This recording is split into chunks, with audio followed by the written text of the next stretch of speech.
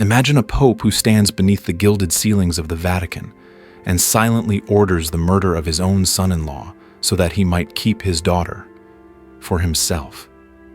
In the shadows of marble corridors where whispered prayers mingle with secrets far darker than sin, a child was born who would become one of the most infamous figures in the dark history of Renaissance Europe. Her name was Lucrezia Borgia, a name that still drips with scandal murder and the lingering perfume of forbidden power. This is not a tale of saints and miracles. This is a tale of Vatican scandals, poison rings, and incest rumors that made even hardened diplomats avert their gaze. A tale that forces us to ask, was Lucrezia Borgia merely a pawn trapped in the lethal chess game of the Borgia family? Or was she the silent queen moving pieces, weaving conspiracies, and smiling sweetly as enemies drank from goblets laced with death, born in 1480 as the illegitimate daughter of Cardinal Rodrigo Borgia? The man who would become Pope Alexander VI, Lucrezia, entered a world where power was the true currency, and morality was little more than an ornament displayed to the public while secret orgies and political assassinations played out behind velvet curtains. From her first breath, her life was inscribed into a script of Renaissance conspiracies where the sacred and the profane became indistinguishable. Even now, 5 centuries later, her story continues to fascinate millions, her name circulating through viral searches like Borgia secrets, Vatican corruption, poison murders, and forbidden affairs. So brace yourself as we descend into a narrative so drenched in betrayal and Vatican intrigue that it blurs every line between victim and villain. For this is the story of a woman whose mere existence shattered the illusions of papal purity, and whose shadow still darkens the corridors of the Vatican. In the blazing heart of Renaissance Italy, the air smelled of incense, wet stone, and blood. The city of Rome glittered under sunlight, but behind its ancient walls, whispers grew louder of Vatican scandals that would stain the holy city for centuries. And in the center of this swirling tempest stood one name that struck both fear and fascination into every European court: Borgia. They were not born into Italy's ancient nobility. They came from Spain, a family outsiders viewed as ambitious interlopers, foreigners, clawing their way up Rome's hierarchy with cunning bribery, and many claimed the silent drip of poison. In the secretive corridors of the Vatican, people would lower their voices when uttering that single word, Borgia, because to speak it too loudly was to invite danger. At the heart of this dynasty was Rodrigo Borgia, a cardinal who learned early that in Rome, power was not granted, it was seized. His wealth grew. His influence spread like vines through the papal administration. And by 1492, he would transform himself into Pope Alexander VI, one of history's most controversial popes, a figure whose reign would become the very definition of dark history and Vatican corruption. It wasn't a divine calling that placed the papal tiara on Rodrigo's head. It was gold poured into secret bribes, lavish gifts, and whispered promises of territory. As the papal conclave convened to choose the next pope, it became less an act of holy discernment than a medieval auction. Contemporary records reveal staggering sums exchanging hands. It's said that Cardinal Giuliano della Rovere, who would later become Pope Julius II, received entire towns and abbeys in return for his vote. And when Rodrigo Borgia emerged victorious, the people of Rome realized that the Church's highest throne had been bought, not bestowed by God. Rome has been sold, whispered one diplomat, and it has been bought by a Spaniard. From the very first day of his papacy, Alexander VI broke every convention. He did not pretend to hide his children. Instead, he paraded them through the Vatican's gilded halls, bestowing titles and lands upon them as if the Church itself existed to serve the Borgia dynasty. The Vatican, once the seat of Christendom, began to transform into a court of earthly pleasures.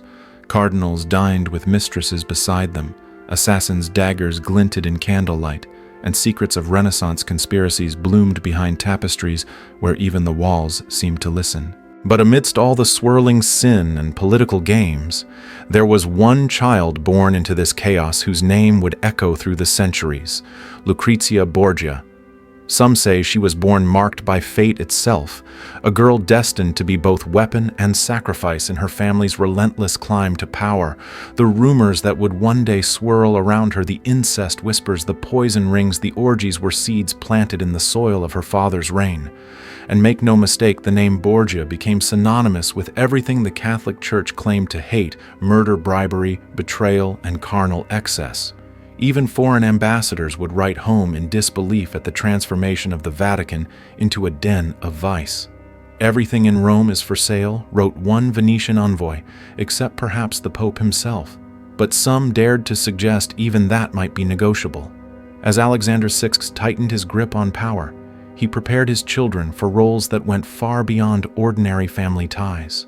His sons Juan, groomed for military glory, Cesare for ecclesiastical power, were pawns and knights in the grand chessboard of Italian politics.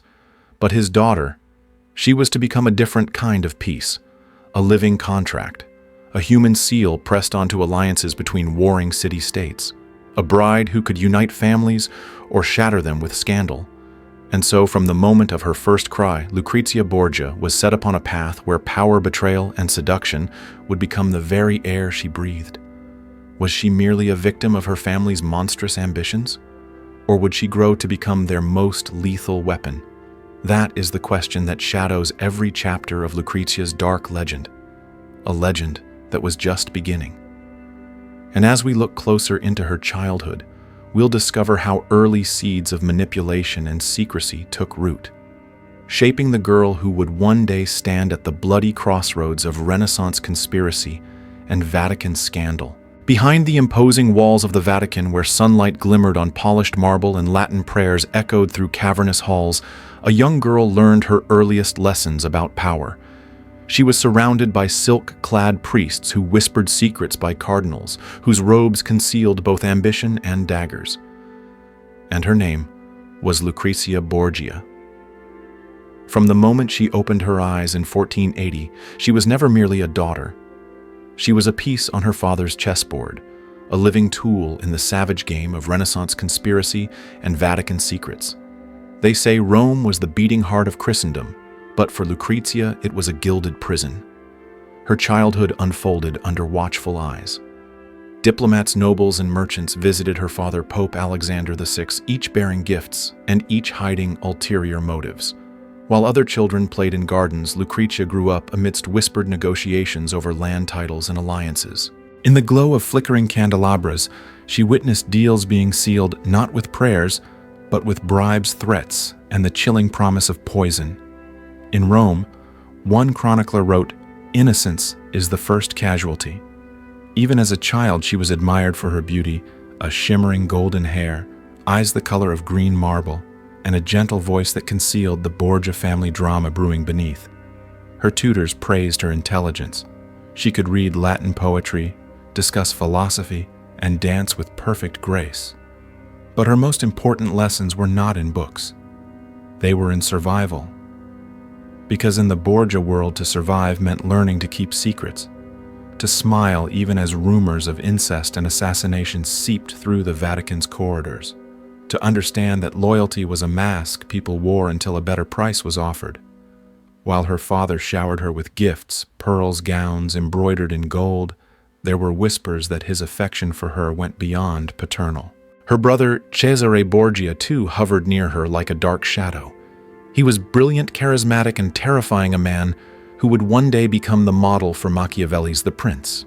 And even in her youth, people began to notice how much time Cesare and Lucrezia spent in private council, whispering behind curtains, emerging with shared strategies and synchronized ambitions.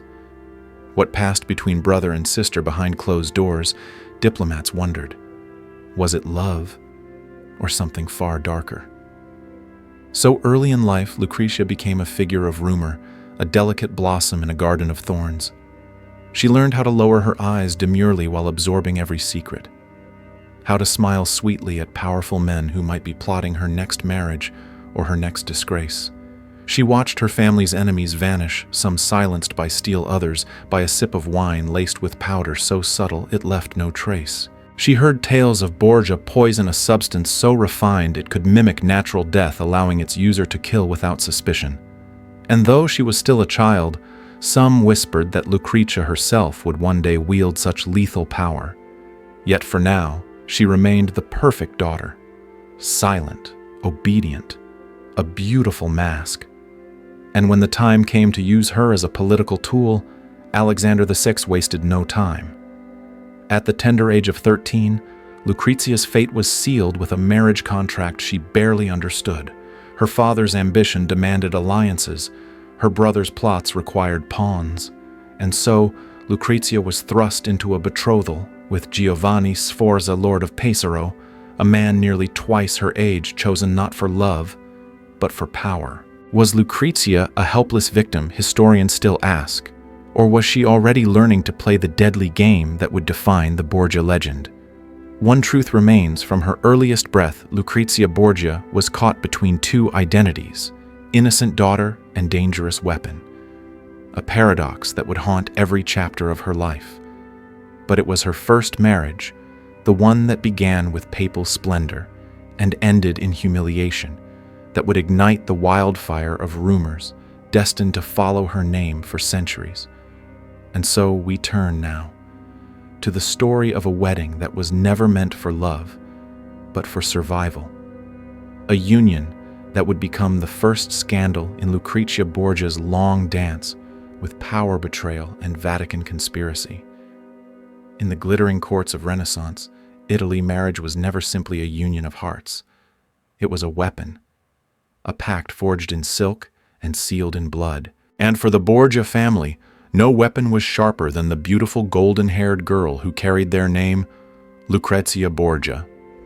At the age of just 13, Lucrezia was summoned before the thrones of power, her childhood abruptly traded for political ambition.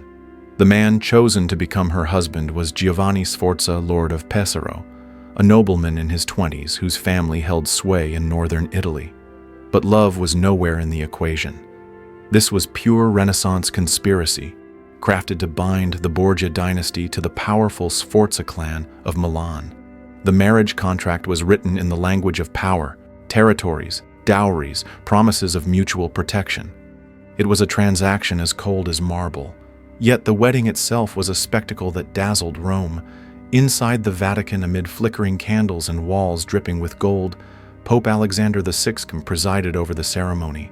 Cardinals, ambassadors, and princes gathered in robes of scarlet and purple. There were feasts that spilled into dawn music, echoing off frescoed ceilings and fountains flowing with red wine. But beneath the music and roses, shadows grew, because in Rome, nothing stays hidden for long. Even the most sacred vows can be twisted, whispered a diplomat, especially when the Pope himself pulls the strings. At first, the alliance seemed firm.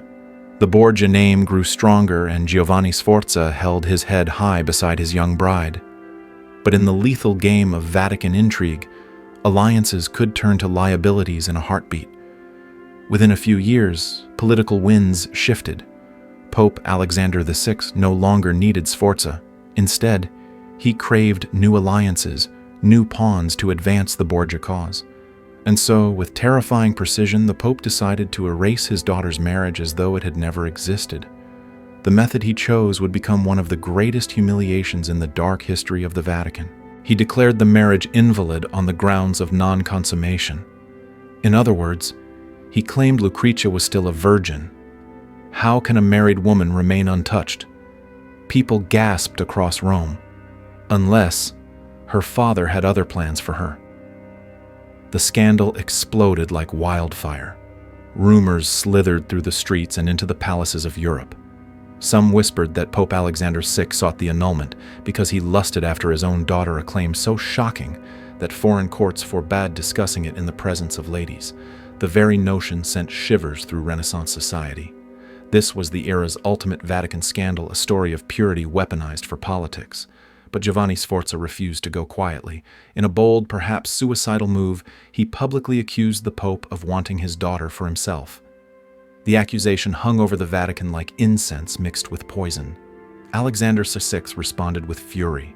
Sforza began receiving veiled threats. Strange men appeared around his estate, watching him, tracking his movements. And in Rome, whispers suggested that refusing the Pope's wishes might prove fatal. Rome devours those who defy her, said one observer, and the Borgia devour even faster. Eventually, facing the terrifying reality of Borgia power, Giovanni Sforza yielded. He signed the documents declaring the marriage null and void. But the price was steep. His reputation lay in ruins, and for Lucrezia the ordeal left scars deeper than any blade. She had been paraded like a treasure, then discarded like a pawn. She endured invasive examinations to prove her virginity, a ritual both physically and emotionally violent. Diplomats wrote of her humiliation. Yet even in the midst of scandal, many noticed the cool composure in Lucrezia's green eyes. She was learning, calculating, understanding the rules of survival in a world drenched in betrayal and Renaissance conspiracy. Was Lucrezia still the innocent girl historians ask, or was she evolving into a woman capable of playing the Borgia game? Her annulment did not free her. It only prepared her for the next move in the Borgia dynasty's relentless pursuit of power. Because another marriage awaited her, one that would be born of strategy and drenched in blood. For waiting in the shadows was a man named Alfonso of Aragon, and his fate would become entwined with Lucrezia's in a story of passion, betrayal, and murder that would shock even the blood-soaked corridors of the Vatican. After the ashes of her first marriage lay smoldering in scandal, Lucrezia Borgia emerged from the shadows, her name whispered from Florence to France as both victim and temptress. But the deadly dance of power in the Vatican was far from finished. For the Borgia family, Lucrezia was still their ultimate weapon, a living treaty, a bride to bind kingdoms. And so in 1498, a new match was forged. This time her father, Pope Alexander VI, set his sights on strengthening ties with the Kingdom of Naples. And into Lucrezia's life stepped Alfonso of Aragon, Duke of Bisceglie, a prince of royal blood, handsome and young, a stark contrast to the older Giovanni Sforza. Unlike her first union, there were rumors that Lucrezia and Alfonso shared genuine affection.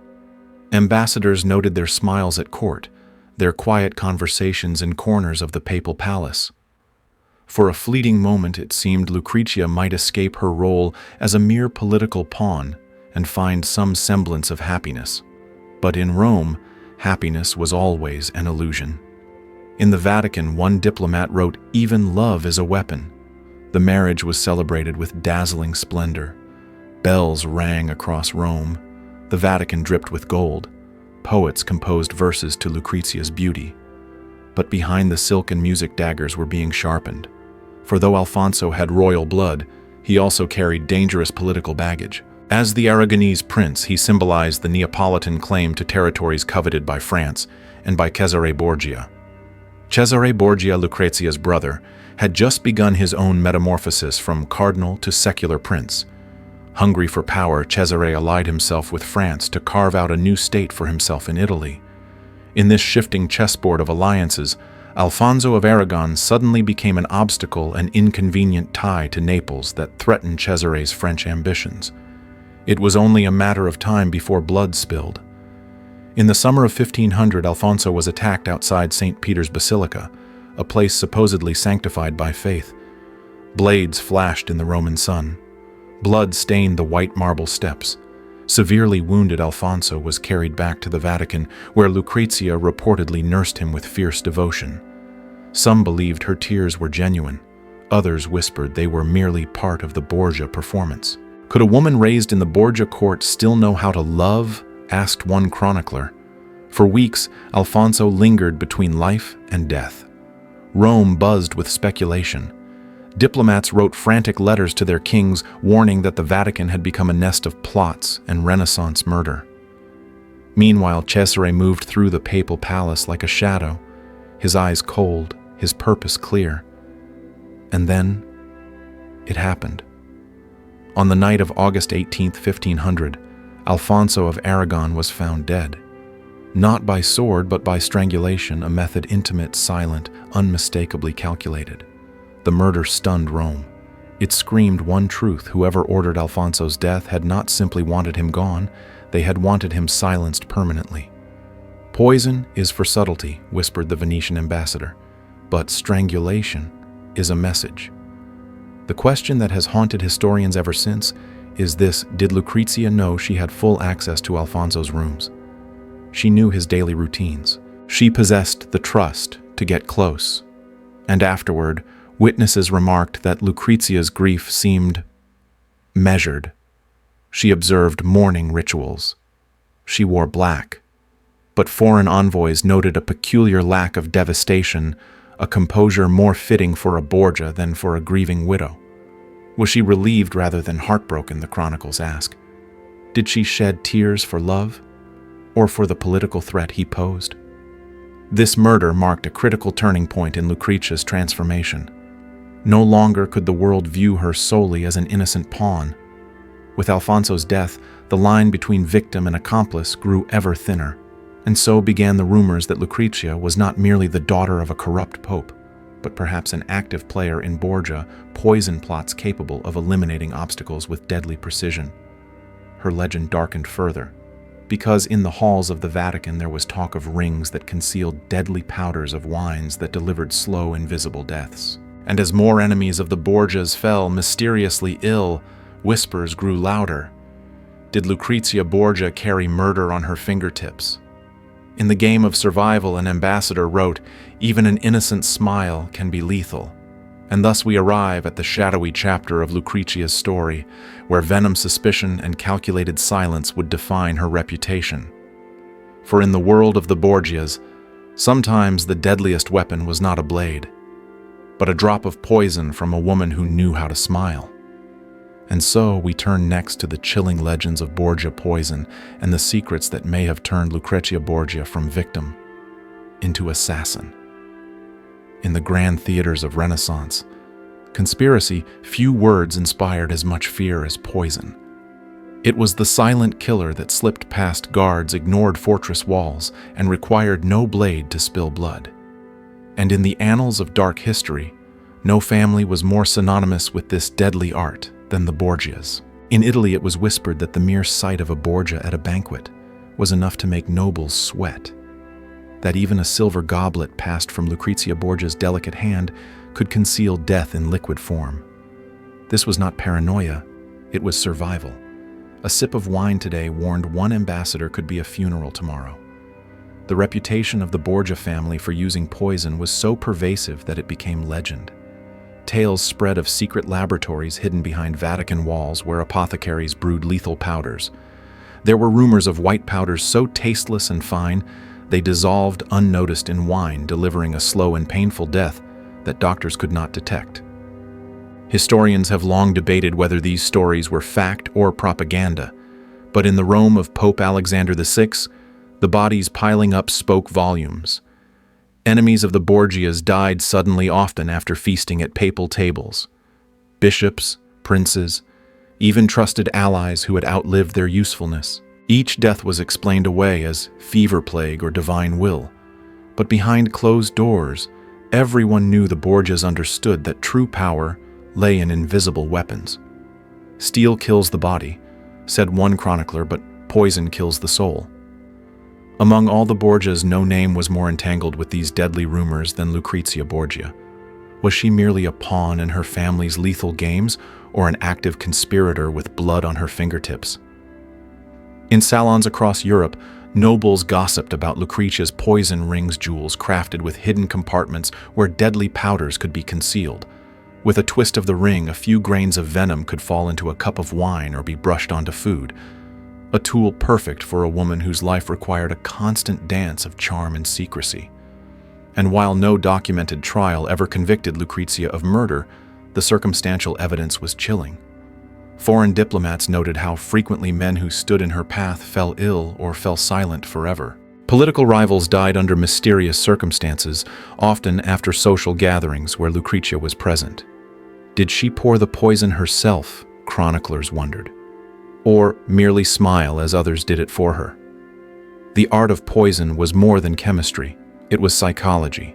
It demanded an iron will, the ability to share laughter and conversation with someone marked for death. It required wearing a mask of innocence, even as deadly powder dissolved into ruby-red wine. Some claimed Lucrezia was too soft, too delicate to be a killer. Others pointed to the transformation they witnessed as she matured. They saw the calculating intelligence behind her eyes, the way she navigated scandal after scandal, and emerged not broken, but stronger. The rumors painted her as a figure both seductive and lethal, a woman capable of using beauty as a weapon and poison as her silent blade. And though modern historians caution against accepting every tale as truth, the Borgia reputation was powerful enough to blur the line between rumor and reality. In Rome, perception is more dangerous than poison, one observer remarked, because perception never dies. Whether or not Lucrezia ever administered a lethal dose herself, her image became forever intertwined with the legend of Borgia poison. To her contemporaries, she was a woman who might offer you a dazzling smile while gently nudging your goblet closer. But poison was only one part of the decadence that defined the Borgia era. For in the dark corridors of the Vatican, even deadlier games were played. Games of lust, spectacle, and scandal so outrageous that they would shock Europe for centuries to come.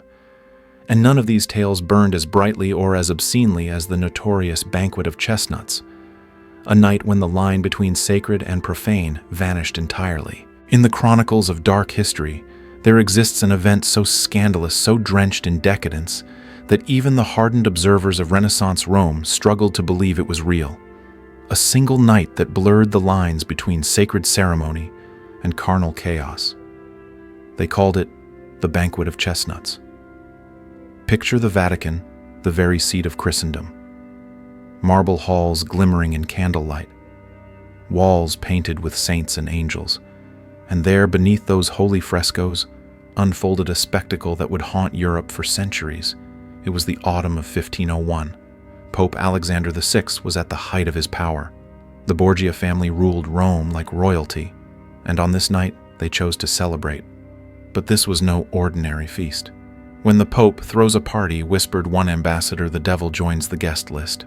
According to the infamous diaries of Johannes Burchard, the Vatican's own master of ceremonies, a man whose job it was to record the sacred rituals of the Holy See, the banquet began like any other.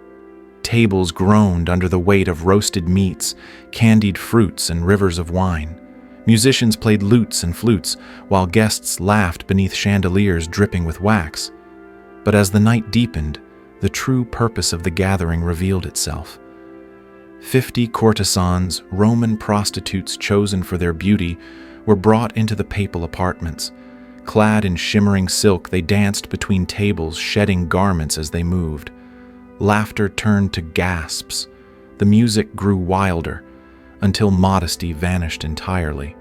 And then, the chestnuts arrived.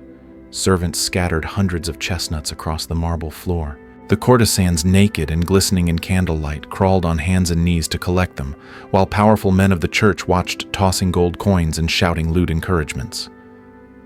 A scene from hell, wrote Burchard. Though it was staged in the Vatican itself, at the center of it all sat Pope Alexander VI.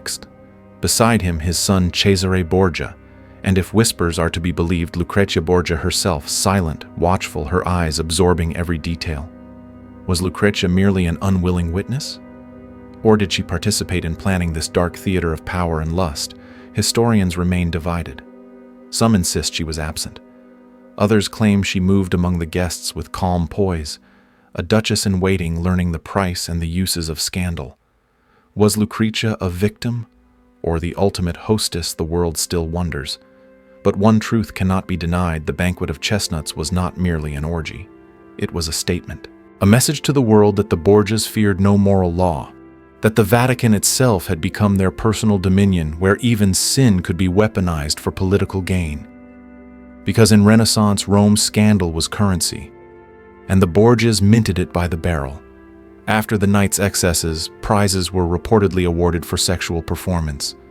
Dishes and jewels were handed out as trophies. And all of this took place beneath the painted gaze of saints whose eyes seemed to weep from the walls. If Rome had once been holy, wrote a Florentine envoy that night, it became Babylon. For the people of Europe, this single event came to symbolize the Borgia scandal in its purest form, a family so steeped in power that even the church's most sacred halls could become a stage for depravity. Yet amidst the scandal, Lucrezia Borgia's legend grew darker. Her presence, whether real or rumored, cemented her image as a woman living at the jagged edge between innocence and sin. How does one survive such a world, chroniclers ask, without becoming as ruthless as those who rule it? For Lucrezia, survival meant adaptation. And it would be her next marriage that offered a chance to shed the shadow of her father's sins and perhaps forge a new identity, far from the poison and the orgies of Rome. Because waiting in Ferrara was Alfonso d'Este, heir to one of Italy's greatest ducal houses. And for Lucrezia Borgia, the road to Ferrara would prove to be both her salvation and her final test. By the dawn of the 1500s, Lucrezia Borgia's name had become both legend and poison. She was the woman who walked the line between virtue and vice, the papal pawn who'd survived annulment scandal whispers of incest and the murder of a husband. And yet fate still had another transformation in store, because in 1502 a marriage was arranged that would carry Lucrezia away from the shadows of the Vatican and into the glittering courts of northern Italy. The groom was Alfonso d'Este, heir to the powerful Duchy of Ferrara. His family controlled territories of immense wealth and prestige, but even for a man born to rule, the thought of marrying Lucrezia Borgia stirred unease. Her reputation preceded her a cloud of rumor, poison, and Vatican scandal. To marry Lucrezia, one nobleman warned, is to invite both fortune and doom. Yet politics demanded the match. The Este family, wary yet ambitious, saw an alliance with the Pope as a shield against both France and Venice. Lucrezia, for her part, needed a future beyond Rome's corruption, a stage on which to forge her own destiny. The negotiations were grueling. Ferrara demanded an enormous dowry, 100,000 ducats, along with tax reductions and papal favors. These weren't merely wedding gifts. They were insurance premiums against the storm the Borgias might bring. Even a duchess costs less than a war, quipped an ambassador. When Lucrezia departed Rome for Ferrara, it was a journey not merely of miles, but of identity. Her procession moved north like a queen's triumph. Streets were strewn with flowers, trumpets blared, artists immortalized her face in frescoes. Yet under the spectacle, tension simmered. Eyes watched for any hint that the scandalous Borgia secrets might follow her into her new realm. Upon arriving in Ferrara, Lucrezia faced walls of suspicion. The Este court was proud, sophisticated, and fiercely protective of its reputation. To them, Lucrezia was the living embodiment of Vatican corruption. Every letter she sent, every visitor she received was scrutinized. Ferrara feared that through her pope, Alexander VI and Cesare Borgia might extend invisible fingers into their affairs. But Lucrezia surprised them all. Instead of bringing scandal, she brought stability and brilliance. She adapted swiftly to Ferrara's customs. She embraced courtly life, participated in religious ceremonies, and hosted salons where poets and artists flourished. Her beauty and education won admirers. Her gentle demeanor disarmed critics. "She rules with silk, not with poison," remarked one courtier. And as Ferrara came to know her, a new Lucrezia began to emerge not merely as a daughter of the Borgias, but as Duchess of Ferrara in her own right. She became a patron of the arts, sponsoring poets like Ludovico Ariosto, and transforming Ferrara into a center of Renaissance culture. Her court glittered with music, poetry, and brilliant conversation. But beneath the elegance, the lessons learned in Rome never left her. She remained cautious, watchful, a master at navigating dangerous political waters. She had learned, wrote one chronicler, that power is safest when hidden behind a smile. Even her marriage to Alfonso d'Este, while politically crucial, carried its shadows. Alfonso was initially distant, aware that he had bound his dynasty to the Borgia name. Yet over time, Lucrezia's loyalty and intelligence thawed his reservations. Their union produced several children, solidifying her position as duchess and securing a legacy beyond her father's scandals. Yet Ferrara's trust in Lucrezia was never absolute. She remained a woman of two worlds. The Vatican's dark corridors still whispered behind her. Some courtiers believed she remained in secret correspondence with Cesare Borgia. Others suspected she carried secrets that could topple thrones. Could the woman who survived Rome ever be truly free of Rome? Asked a Venetian ambassador. Still, Lucrezia Borgia's transformation was undeniable. She had traveled from the heart of papal corruption to become one of Italy's most respected duchesses. Her story was no longer just one of scandal, but of reinvention and resilience. Yet even in Ferrara, shadows lingered. The tragedies of her past would eventually return to cast long, fatal echoes over her final years. For while she had built a new kingdom, the price of survival in the world of the Borgias was steep and sometimes paid in blood. And so, we turn next to the final chapters of Lucrezia's life, where triumph, tragedy, and the specter of death converge to write the closing lines of one of history's most compelling and controversial legacies. In the grand palaces of Ferrara, amidst marble statues and sunlit courtyards, Lucrezia Borgia seemed to have found peace.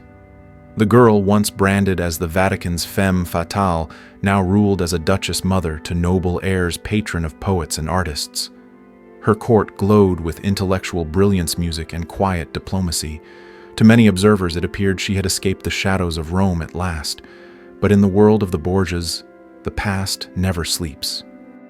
By the second decade of the 1500s, Lucrezia had grown into a woman of formidable presence. She dressed in elegant gowns woven with silver thread, her hair arranged in Renaissance styles that artists immortalized on canvas. Yet behind her green eyes flickered an intelligence sharpened by survival. She knew, wrote one courtier, that a single rumor could destroy everything. Though her position seemed secure, Lucrezia remained vigilant. Ferrara's courtiers still whispered that she kept secret letters flowing to Cesare Borgia, who by then was waging brutal campaigns across Italy.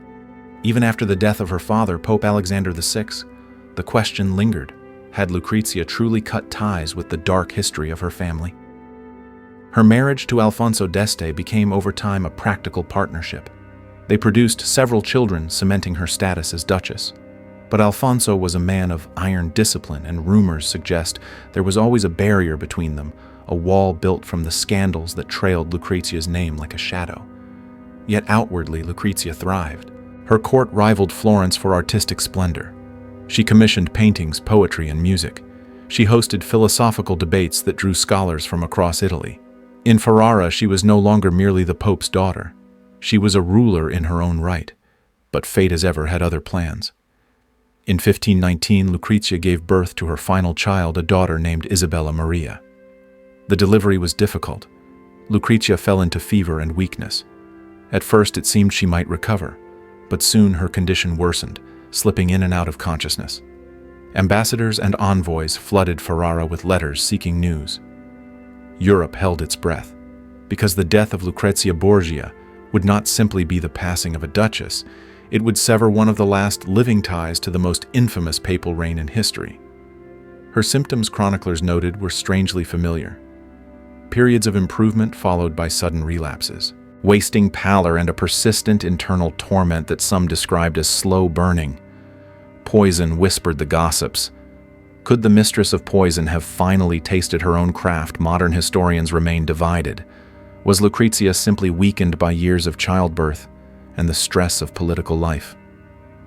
Or did she carry within her body the toxic residue of the Borgias' secret arsenals, adding fuel to the mystery upon Lucrezia's death on June 24th, 1519?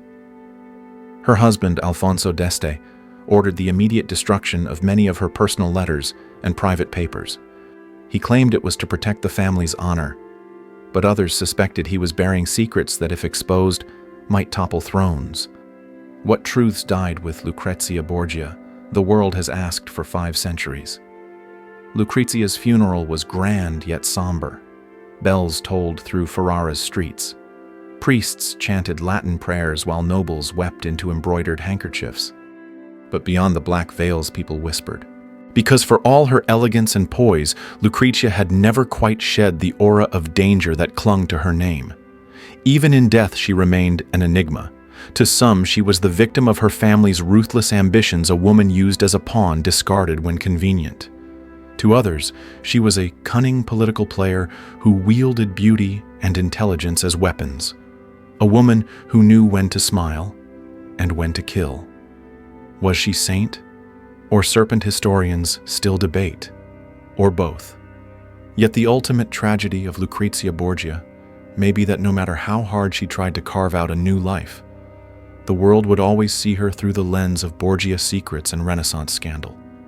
For while her body lay in Ferrara's crypt, her legend continued to breathe whispering through corridors of power, haunting paintings and pages of history books. And as we turn to the final reflections on Lucrezia's legacy, one question burns brighter than any other. Did she ever truly escape the darkness that gave her life? Or was she destined to remain forever its most beguiling daughter? For 500 years, the name Lucrezia Borgia has hovered between shadow and light. A woman born in the corridors of papal power, forced into marriages that traded her innocence for political alliances. A sister bound to a brother whose ambition burned bright enough to scorch kingdoms. A daughter caught in the coils of a father whose reign defined dark history. But perhaps the greatest mystery is this: who was she really? Was Lucrezia Borgia merely a victim? A pawn moved across the chessboard of Renaissance, intrigue her life dictated by the ruthless hands of men? Or was she a player herself, weaving plots, holding secrets close, and wearing her infamous smile like armor? History has tried to pin her down, to call her saint or serpent. But perhaps the truth is far more human and far more unsettling, because Lucrezia's story forces us to face a question not only about the past, but about ourselves. In a world where survival demands sacrifice, how far would you go to protect your place, your family, your very life? That is why her legend endures, not merely as scandal, but as a mirror reflecting the secrets we all keep, the compromises we all make, and the darkness that sometimes whispers beneath even the most beautiful faces. Lucrezia Borgia's life reminds us that in the ruthless arenas of power, morality is not always a shield. Sometimes it's a weapon, and that the difference between victim and villain can be a single choice. Perhaps the real poison a chronicler once wrote was not in her rings, but in the hearts of those who believed they could control her. If you've been captivated by this journey through Renaissance secrets and Vatican scandals, I'd love to know. Do you believe Lucrezia Borgia was an innocent woman trapped by her family? Or the silent assassin that history still fears? Drop your thoughts in the comments below. Let's unravel this mystery together. And if you crave more untold stories from the shadows of dark history, make sure you hit that like button, save this video for later, and subscribe to the channel right now, because the past still has secrets waiting to be revealed. Until next time, keep questioning the legends.